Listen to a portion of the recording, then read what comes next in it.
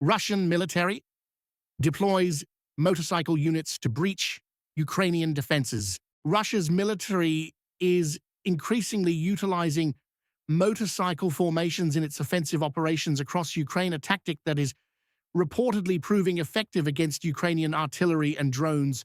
This shift in strategy is aimed at rapidly penetrating fortified positions and has prompted Ukrainian forces to adapt their own tactics. According to reports, Russian forces are planning to systematically integrate motorcycles into upcoming assaults along the entire front line. The use of these agile vehicles is seen as a key element in executing swift raids on entrenched Ukrainian positions, often catching defenders off guard. This approach has reportedly led to tactical successes for Russian troops and presented significant challenges for Ukrainian forces. The motorcycle assault tactic offers several advantages for the Russian military.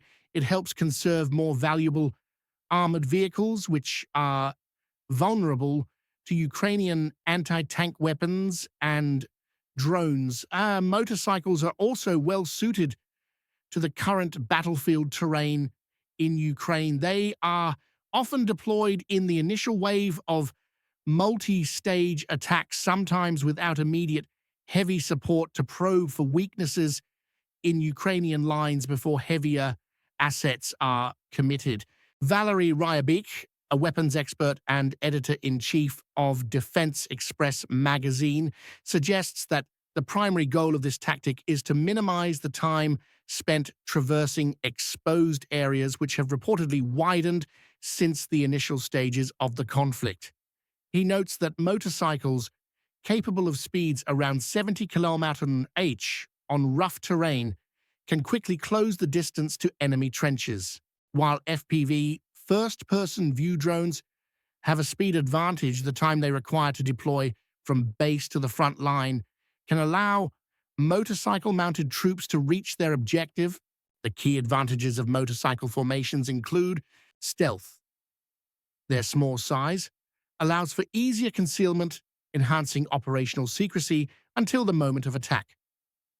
Speed and maneuverability, high speed, and agile movement make them difficult targets for enemy artillery and drones, potentially reducing casualties. This allows Russian units to reach enemy trenches within minutes of launching an assault. Deep penetration. Small motorcycle units are reportedly used for reconnaissance deep behind enemy lines, identifying targets for artillery, conducting ambushes, disrupting supply lines, and attacking logistics hubs.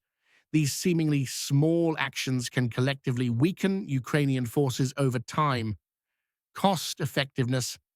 Motorcycles are significantly cheaper to procure and operate, and easier to repair and maintain on the front lines.